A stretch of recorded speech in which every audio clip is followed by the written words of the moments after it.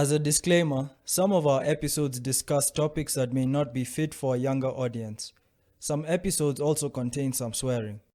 This show was produced by the Geek Happy Network, constantly curious about the things we love. If you enjoy listening to Represented, remember to subscribe to the show on YouTube or on your favorite podcast app. Remember to leave a review. We'd love to hear your thoughts. Hi, I'm Jamie Mack. Welcome to the Represented Podcast. My name is Mick Narciso, and you are listening to the Represented Podcast. What's up? My name is Robert Mudhama, aka Lucid. Hi everyone, my name is Noni Rupia and you're listening to Represented Podcast.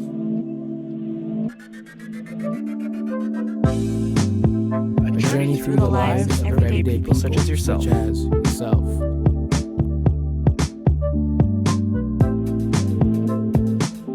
Check me out on episode 2 of season 1. Listen to me on episode 9, season 1. Episode 7 of season 1. I think I couldn't be more happier and more like myself now. I feel. It opened my eyes to why I think and feel the way I do. And they inadvertently teach me how to be more creative. And I'm excited to share that story.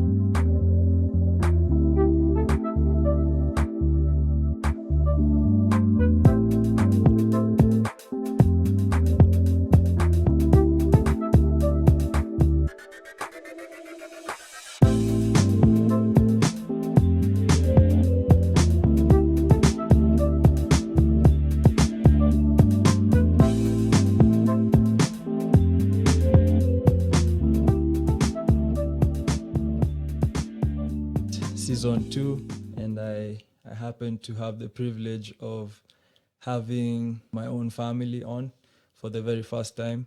He's not only my brother, but he's also an artist in his own right. He's a businessman, entrepreneur, all that good stuff. And of course, the relationship that matters the most to me is the brother side of it. But he's a multi-layered individual. And it's good to have you on the Represented Podcast for the first time ever, kicking off our very first episode. And man, how you feeling? People, what's going on? Represent Podcast. It's good to be here. You know, I've actually been looking forward to doing this for a while.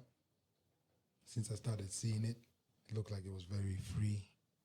One of those things where we can talk about things and capture. And we always talk about things anyway, so be good to like share that side of some side of that with people. I think people can benefit from it. So yeah, Definitely. And so you're in Kenya right now. We're in Nairobi, Kenya, but you actually live in Atlanta, Georgia. yes sir. And you've been there for how many years now? It's almost going on 20 now. Pretty much my entire adulthood. I've been in Atlanta. Didn't start coming back home until 2011. So I spent almost a good 10 years away from home.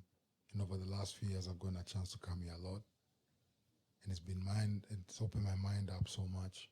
There's so many things that happen when you leave home and come back and you're able to do that. So it's always interesting to come home, leave, come home, you know? Mm-hmm.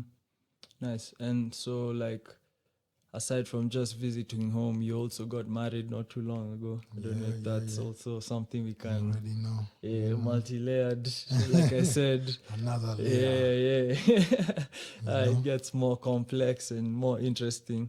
So congratulations. Thanks. You played a big part in making sure it worked out really well. So Yeah. yeah. It was such a amazing time, and I think a very defining moment of this visit that we've had together here in Kenya. Out of the few times that we've happened to be here at the same time, Yeah. that was definitely a highlight, I think, in recent family history. Yeah. Man. Yeah. I mean, I wasn't expecting it to be what it was, but it was what it was. It was really good to share that experience with family. I mean, this year in itself has been amazing, you know. starting from when we did the Rorashio, when you guys came to Atlanta, and was it June. I think it was June. You guys landed or- in June, but the yeah, rush was left in July. July, yeah. Yeah. Mhm. Oh, I might have my dates fucked up. But baby, you know I love you. It ain't about dates anyway. You know how it is. You know how it is, man. You know how we get down. Anyway, I believe it was the. So anyway, you know, just from earlier, that point, earlier this earlier year. this year in the Yeah, summer, yeah. it's been an eventful year, as you Yeah. can tell. Like, get dates mixed up is nothing because one day we're in Atlanta, the next day we're in Waverly Hall, the next day we're in Alabama, and then we are back in Nairobi, Mombasa. I mean, it's crazy. Yeah. What has been the most outstanding thing that you've experienced this year out of all these things that we're kind of listing? I think in a way it's just to see families come together. You know, family is a big thing to me. I mean, as you know, it's family over everything except God. You know, God first, family, and then the rest of you kind of find your way around there somewhere. You know, so Yeah, family can also be very complicated. yeah, family is which complicated. Yeah. And I think there's a day you said family is like your Bible, right? For sure. So I feel like all the lessons and all the ideas that you have in life, there's all kinds of examples around you that you can, in the form of your family, that you can always draw from. Oh, yeah. So good or bad. I mean, I live away from home, so my perception of family is different because I'm not always around family, and I live a very. I mean, I have an elaborate. My social life in America is great, but it's when it comes to who is close to me, I've always kept it very small. When I come to Kenya, of course, that circle expands. As you know, we have a lot of relatives, you know, so and our parents like to keep them close. Yep. And I can say, you know, there's more positive than negative when it comes to family, in the sense that, you know, you're connected. There's just no way around that. You know, like that's a human being. You literally come from another human being in some way, shape, or form. So that's always interesting. And then people that look like you, but yeah. Yeah. What has been your experience as a? Because I feel like this is yet another layer of this conversation that I find interesting is that diaspora aspect of your experience. Considering you've spent a majority of your adulthood in Atlanta or in Georgia, let's say, what has been that evolution like for you? Why did you leave home in the first place? Could you walk through that process of you finally landing in ATL up to a point you're... You know, it's crazy. Sometimes like I forget how, you know, growing up in the 90s here, you saw a shift happen in Kenya where, you know, there was just this, just a change in opportunities. You could tell like life got hard for people at some point. I remember periods when it was just clear that, you know, Kenya was out of opportunities unless you came from certain backgrounds, blah, blah, blah. And I was always a dreamer, you know, like me and my friends that I grew up with, you know, from the late Eddie and the late Makari, you know, we always dreamt big, and you could see the glass ceiling in Kenya. So me being a hip hop kid, you know, I used to live in music a lot when I was young. So, and you know, there's a way like I was always seeing a world elsewhere, and I wanted to see it. And the moment the opportunity came in the form of school, you know, what I didn't know is that I was going to end up in ATL. At the time, there was really not much about Atlanta that we knew, other than the fact that we had a sister there, but, you know, we didn't really know much. I mean, America seemed like this big thing that you just don't, you know, you have to kind of like go there. So anyway, for me, going to Atlanta was almost like it's like fate, to be honest. Like I feel like went to Atlanta at the right time, you know. I got there like 2002. And matter of fact, when I landed in Atlanta, the biggest song, one of the biggest songs was Welcome to Atlanta by Ludacris, right? So there was the original, not the remix. The original had come out, I think, a few months before I went to Atlanta, or that I knew I was going to Atlanta, and then ended up there. Went to Kennesaw State University, spent 2 years, and then I dropped out of school because I wanted to pursue music. And then that just opened a whole nother world for me. As an African kid, how did that roll over on the other side? The dropping out aspect. One thing I'll say about our parents is that they tend to be very. I realize how liberal they are when it comes to certain things, because when I hear other people's experiences, it's kind of like, man, I remember, I had to do them the respect of calling them and letting them know, like, I'm making this decision, and it's not because I want to just come out here and have fun. It's because school, in a way, was kind of like, it was hard to manage that in life in America. Your first few years in America, I believe the first 10 years of your life in America are your hardest. That's when you go through all the worst things you can think of. So trying to balance adjusting there in school, at some point it was like, school, the grades are dropping, I'm not really maximizing on my education like I should. So just naturally it was like, let me just step away for a while. Let me see if I can try something else and can try. And they understood, which, I was glad, Yeah, because there's always that the narrative of like how strict African parents can be when it comes to education. Mm-hmm. And it's not very, I guess the idea is like it's not very common for that to be an easy conversation to have for most people. So yeah, it's interesting. Yeah, we do live in a very interesting household. Yeah. For sure. Very interesting. Strict. I don't. It's the strictness is weird. Are they strict? Do you consider them strict? I don't consider them strict. No, not really. Not they're really. just they're conservative. Yeah.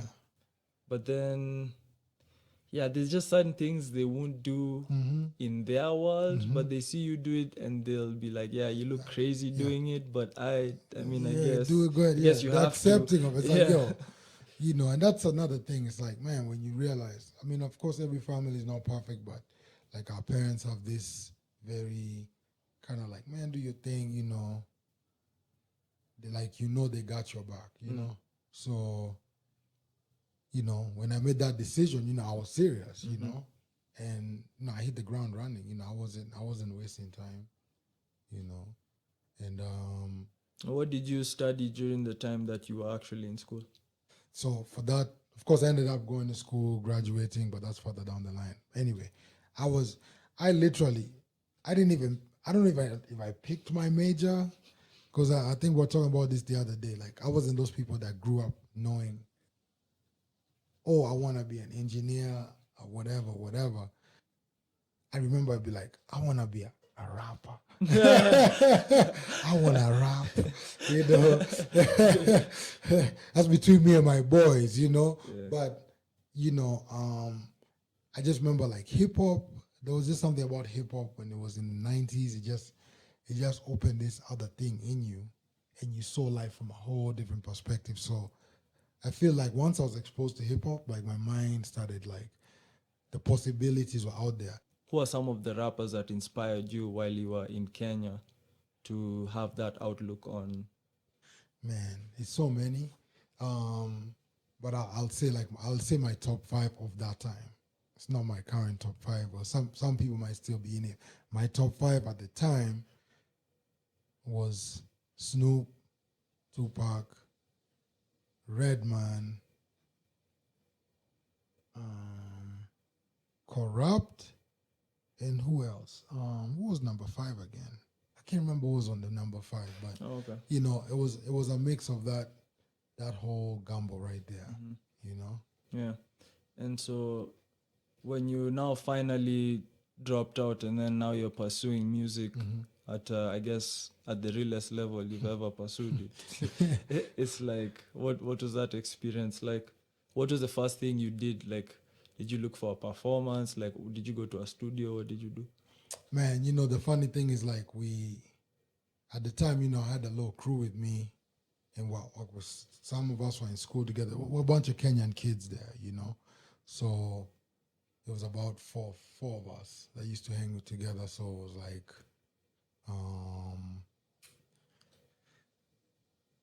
I feel like at some point it really picked up really well because like in a year's time, I opened for like Nameless, Red Sun, Nini, and you know this is in Atlanta, you know.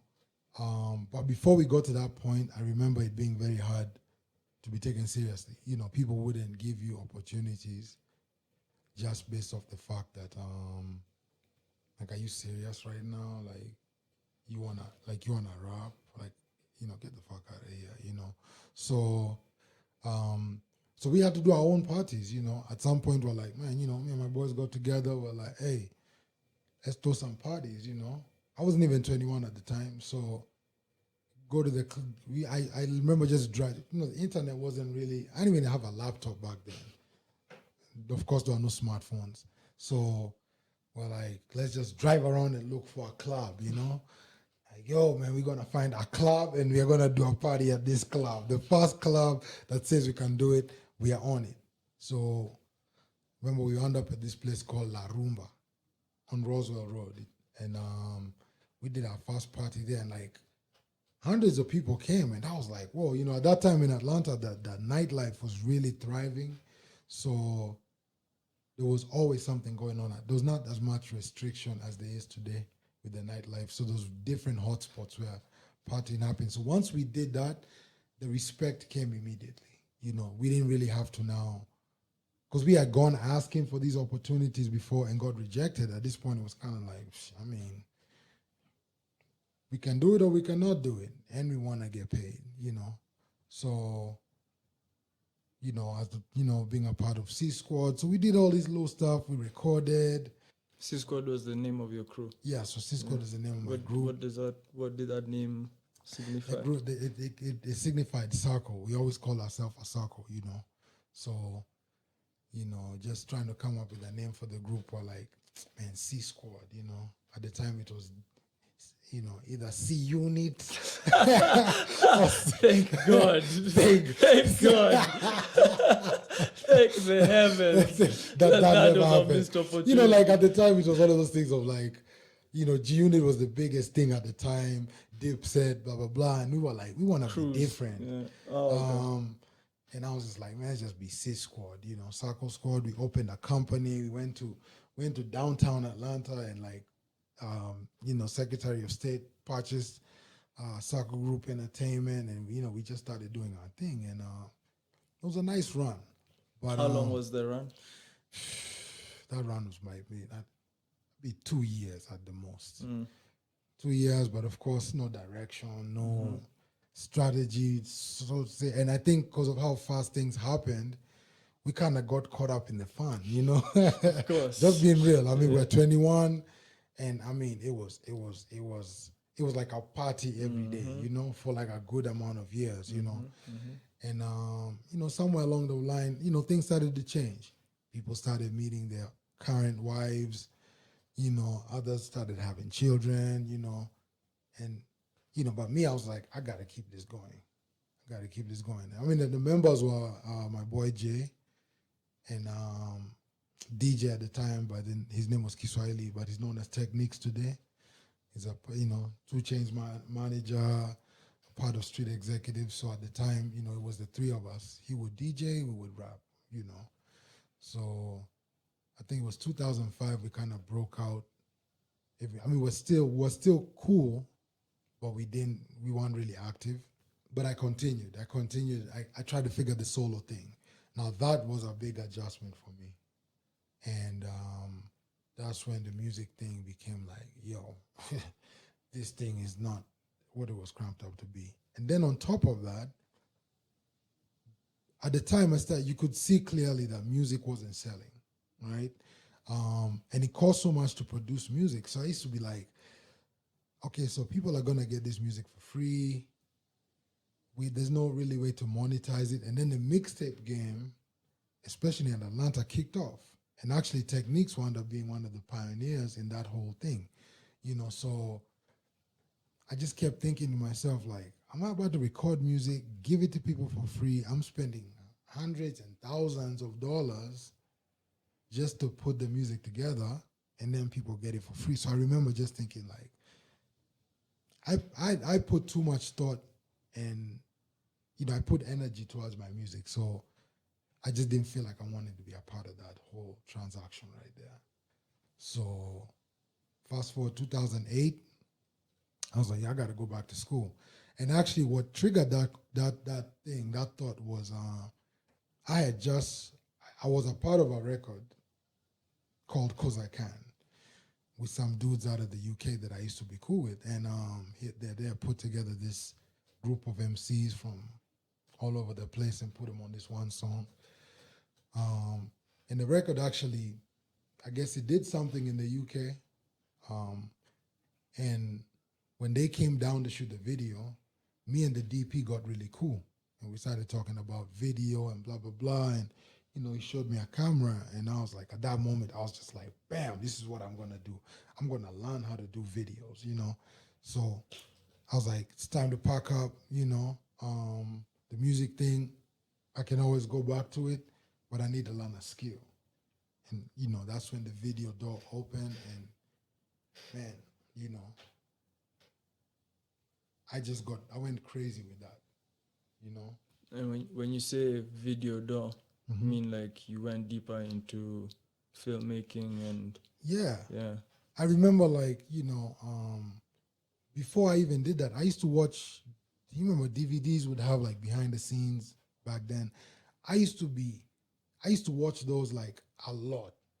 Like I remember for some reason I just used to watch it a lot. So I think just the interest in how the process comes together and just the power of media in itself drew me to that. And then naturally editing was like something I was really good at without trying, and it was like, man, I could do this, YouTube is new.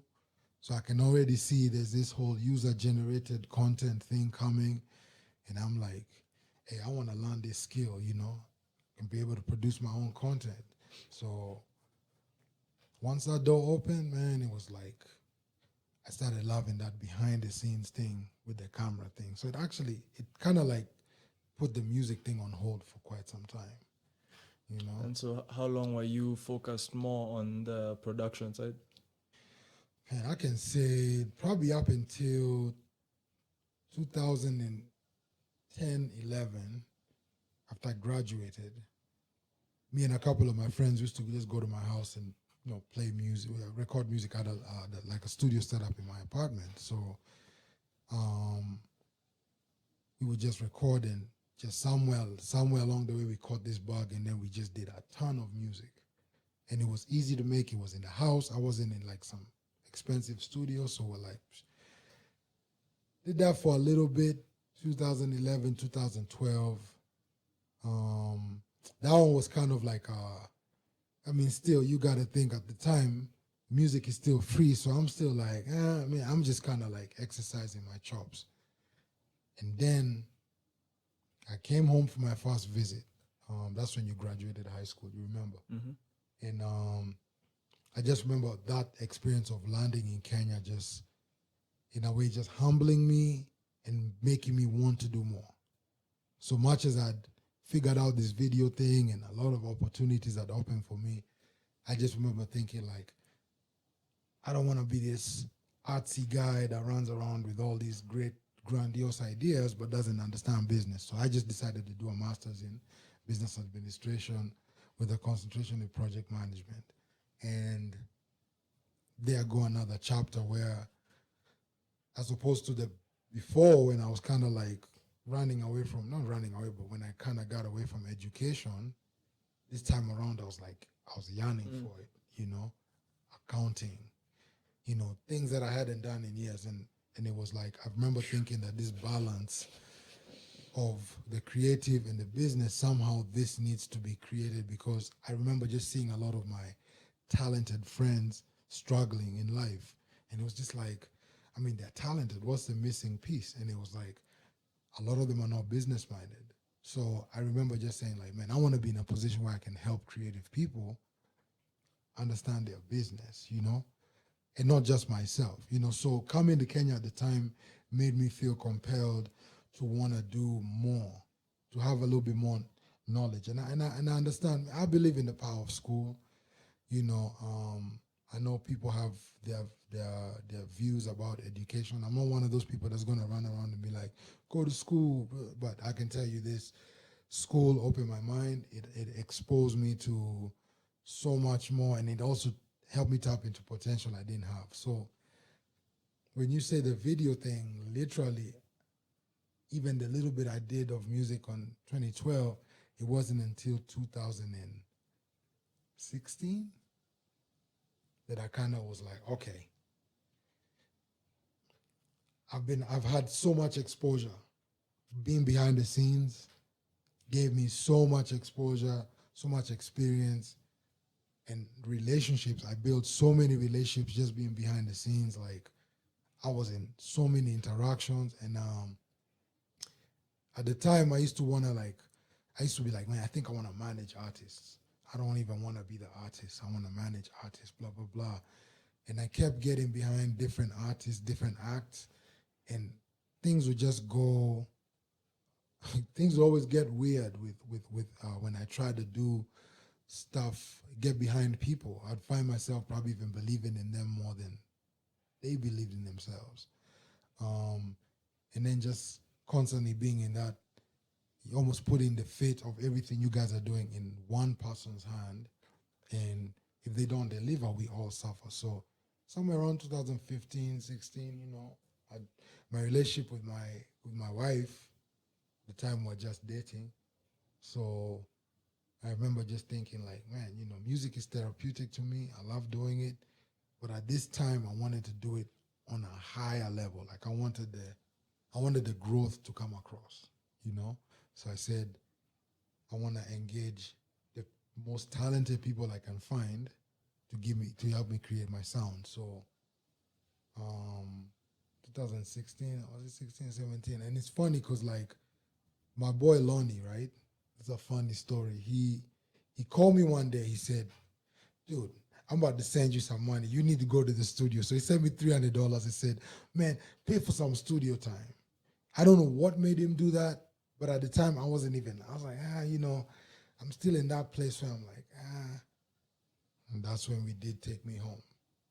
And that song, I'd written that song years before. So this is 16, 17. And from that point on, it was like, it's time to turn up, you know? It's time to really give whatever I can to the music thing, you know? Now I understand the business on so many levels, you know? So instead of betting on other people, I was like, I'll just bet on myself, you know? If I fail, it's only I who gets whatever. So I'm gonna show up. I know I'm gonna show up. I always show up. So yeah, and so that's why we are here now. Mm-hmm. You know, where I've been putting more of an effort towards the music and investing again in it. Yeah, and you've been pushing some music in Nairobi for a few weeks now. Do you care to share any details on what's out there, what's coming? So far in the last year or so, I've released 3 songs right now that you can get. Now I've released Take Me Home, I've released Action, and I recently released Like You. Now, Take Me Home was a collaboration between me and my homegirl Edna Izibor. She's part of Ultra V Productions, based out of Atlanta. So deep to the deep, put a beat to it. Open up with my pain so you can see through it. A grown kid living roller coaster motion, far away from home, all across the ocean. In my zone, I'm in my zone. In my zone, I'm in my zone. I'm just a grown kid living roller coaster motion, far away from home, all across the ocean. In my zone, I'm in my zone. In my zone, take me. I had a pocket full of lint when my visa expired. More than a few jobs, how can I get tired?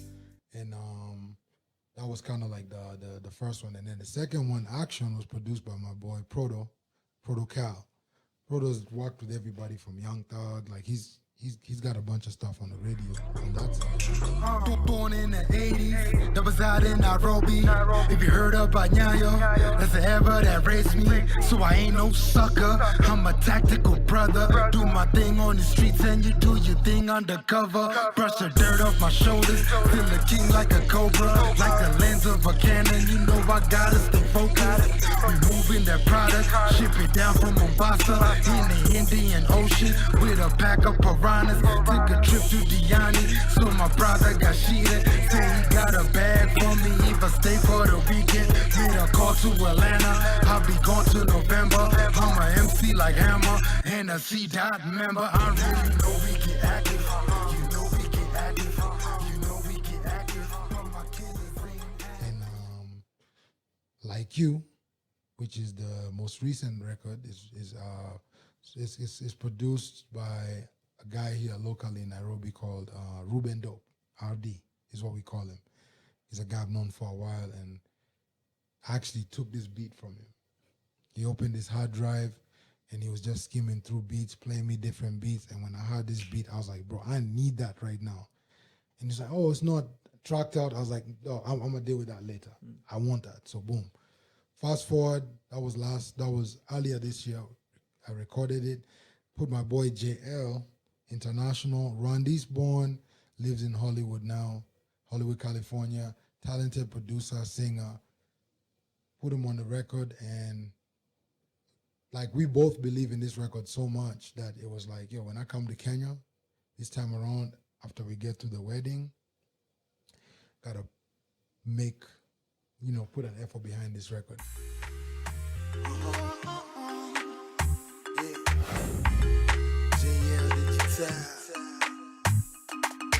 Mr. Kamawe.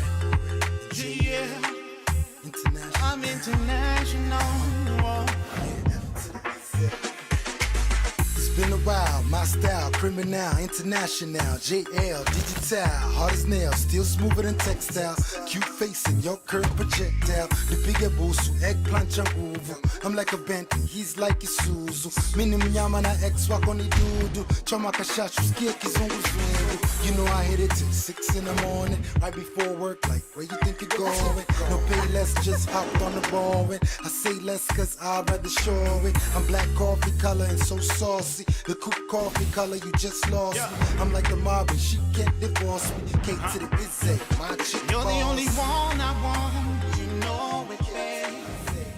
Anything you want, you know I got. The thing is, the record is actually really, I'm not gonna say it's for my lady, but it's about her. And I mean, I was inspired by our relationship to write this record. And I feel like a lot of people have got people they like, or love or whatever. So, me and JL put this record together, and we've been pushing it ever since. There's some really cool things happening around this record, just behind the scenes. But here in Nairobi, I've been well received. All the main platforms. I've been able to go to all the different radio stations, Homeboys, Capitol, Citizen. And Kenya's really been like my thing. My whole time was like, I mean, it's cool to be in the States and what have you, but for your home to acknowledge you, whatever level it is, and even the people that are acknowledging me are the people that run this.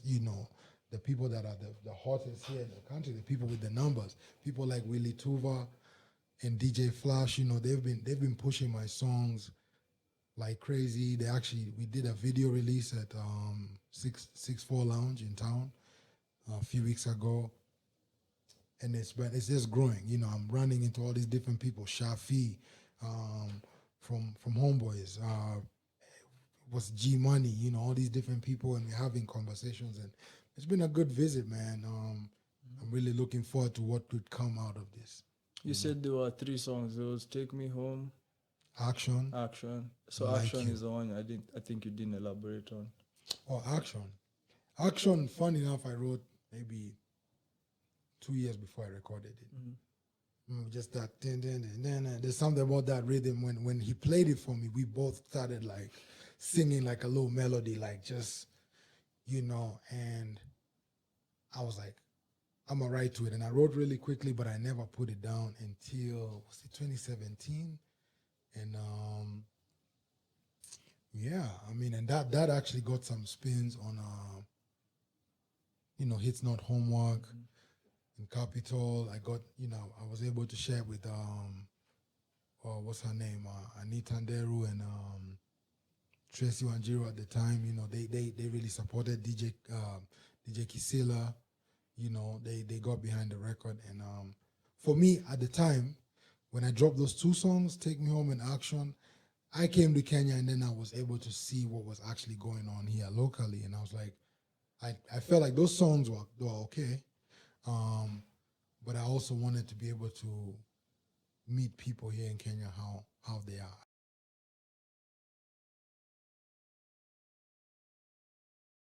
If you'd like to get in touch with the Represented Podcast, feel free to hit up at Represented Podcast on Instagram or email us at representedpodcast@gmail.com. This show is hosted and created by myself, Kanyeki Kamawe. Editing by Lucid and myself. Video directed by James Kamawe. Video editing by myself, Kanyeki Kamawe. Intro music by Lucid and Mari Narciso.